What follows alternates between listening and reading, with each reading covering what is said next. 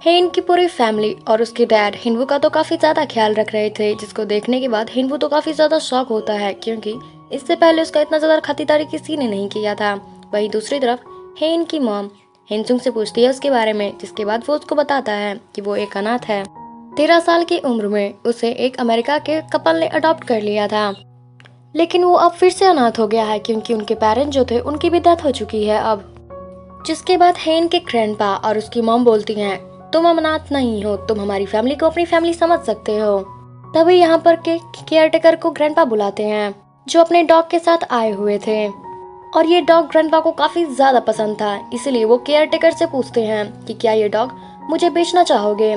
जिस पर केयरटेकर उन्हें सॉरी कहते हुए बोलता है कि ये डॉग मेरी फैमिली जैसा है क्योंकि इसने एक बार मेरे बेटे को आग से बचाया था, तभी से ये डॉग हमारी फैमिली का एक मेंबर बन चुका है, इसीलिए मुझे माफ करना, मैं ये डॉग आपको नहीं दे पाऊंगा। ये सुनकर ग्रैंडपा थोड़े अपसेट हो जाते हैं पर उन्हें कुछ नहीं कहते। लेकिन यनसुंग खाना खाने के बाद उस केयरटेकर के घर पर पहुंच जाते हैं और उसे डॉग के बदले 100 मिलियन का ऑफर करते हैं। पहले तो केयरटेकर हिचकिचाता है, पर 100 मिलियन की बात सुनने के बाद वो तो तुरंत मान जाता है। दूसरी तरफ हमें हेन के भाई सिचुअल को दिखाया जाता है, जो कि हॉल से जा रहा था। तभी वहाँ पर बैठे हेनवू को देखता है। वो उससे पूछता है कि तुम यहाँ पर क्या कर रहे हो, तुम्हें तो इस वक्त रूम में होना चाहिए था, तुम्हें पता नहीं है कि तुम्हारा रूम 2nd फ्लोर पर है। इसके बाद हेनवू कहता है, हाँ मुझे पता है कि मेरा रूम 2nd फ्लोर पर है। इसके बाद सिचुअल कहता है, तो फिर जाकर आराम करो, काफी रात हो चुकी है। वो कहता है, हाँ मैं बस जा ही रहा हूँ। तो सिचुअल उसे गुड नाइट कहकर वहाँ से जाने लगता है। तभी हेनवू उसको रोकता है और उसको पूछता है कि तुम्हारी कंपनी पर जो केस हुआ था उसका क्या हुआ। मैं तुम्हें उसके बारे में अभी डिटेल से बता सकता हूँ, इसलिए तुम मेरे साथ बैठो और तुम्हें जो भी पूछना है तुम मुझसे पूछ सकते हो। लेकिन सिचुअल कहता है, देखो काफी रात हो चुकी है और मुझे नींद भी बहुत तेज आ रहा है, इसीलिए इसके बारे में हम कल डिटेल से बात करेंगे। सिचुअल तो वहाँ से जा रहा था, मगर हेनवू कहता है, तुमने एक अच्छा चांस खो दिया जिसमें तुम्हारी कंपनी का ही अच्छा होता। पर सिचुअल कहता है, एक बात बताओ, कहीं तुम मेरी बहन से डर तो नहीं रहे हो कि तुम दोनों एक साथ रूम में सोने जा रहे हो।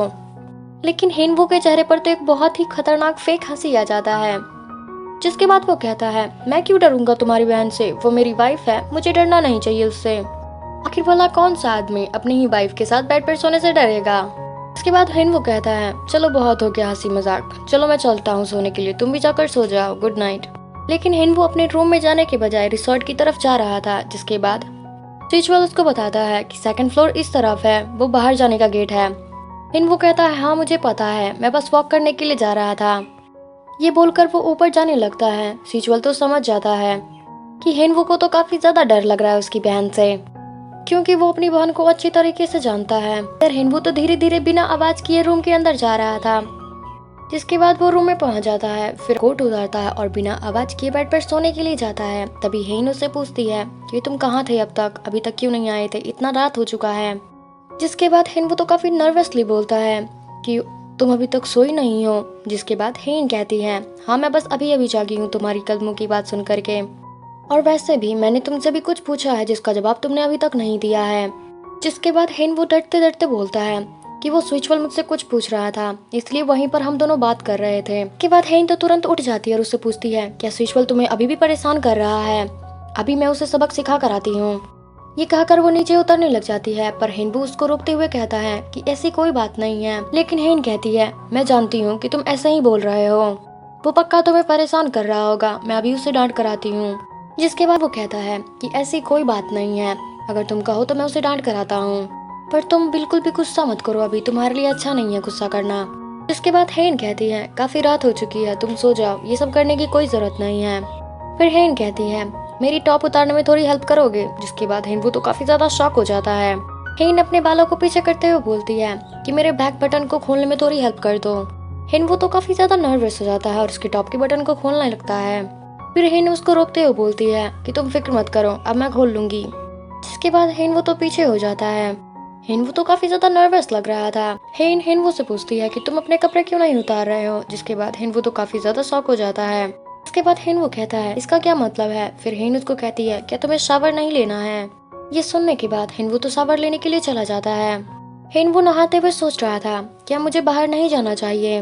दूसरी तरफ हमें हेन को दिखाया जाता है जो कि हिनवू कहीं ख्यालों में खोई हुई थी, तो बस सोची जा रही थी कि जैसे हिनवू ने एंट्री मारी थी और एक ही बार में उस जंगली सुअर को मार गिराया था। ये सोच सोच कर तो वो काफी ज्यादा ब्लश कर रही थी, जिसके बाद वो अपने आप से कहने लग जाती है, हेन तुम इतना ज्यादा क्यों सोच रही हो, इतना भी तुम्हारा पति हैंडसम नहीं है। पर उसका एक दिमाग और दिल था जो उसके ख्यालों से बाहर आने का हिम्मत ही नहीं कर रहा था। हेन ये सारी चीजें सोच ही रही थी, तभी उसके पति यानी कि हेनवू की एंट्री होती है। वो बाथरूम से टॉवल में बाहर आता है। हेन तो उसे देखती ही रह जाती है। हेनवू तो काफी ज्यादा नर्वसली बोलता है, मुझे बाथरूम में बाथरोब नहीं मिला था जिसकी वजह से मुझे ऐसे ही आना पड़ा। हेन तो अभी उसको घूरे ही जा रही थी। फिर हेनवू बाथरोब निकाल के पहनने के लिए चला जाता है। हेन की तो उस पर से नजरें ही नहीं हटने का नाम ले रही थी। हेनवू जैसे ही पीछे मुड़ने वाला होता है कि हेन बाथरूम के अंदर चली जाती है, लेकिन अंदर आने के बाद हेन फिर से उसके बारे में ही सोची जा रही थी। जिसके बाद हेन अपने दिमाग को थोड़ा भटकाने के लिए बोलती है कि वो अपने आप को इतना ज्यादा हैंडसम और डैशिंग समझता है कि वो टॉवल में ही बाथरूम से बाहर आ गया। क्या वो अपनी बॉडी को फ्लेक्स करना चाहता था? ये सारी बातें सोच ही रही थी कि तभी हेनवू नॉक करते हुए बाथरूम के अंदर चला आता है। हेनवू जब बाथरूम के अंदर आता है, हेन तो उसे देखती ही रह जाती है। इसी तरीके से पार्ट 8 पूरी तरीके से खत्म होता है। आई होप कि आपको वीडियो काफी ज्यादा अच्छा लगा हो, और ये वीडियो आपको थोड़ा सा भी अच्छा लगा तो please like, comment, share, subscribe जरूर करें, और कमेंट तो खास करके करें। Thank you so much for watching. मिलते हैं अगली वीडियो में। Bye bye.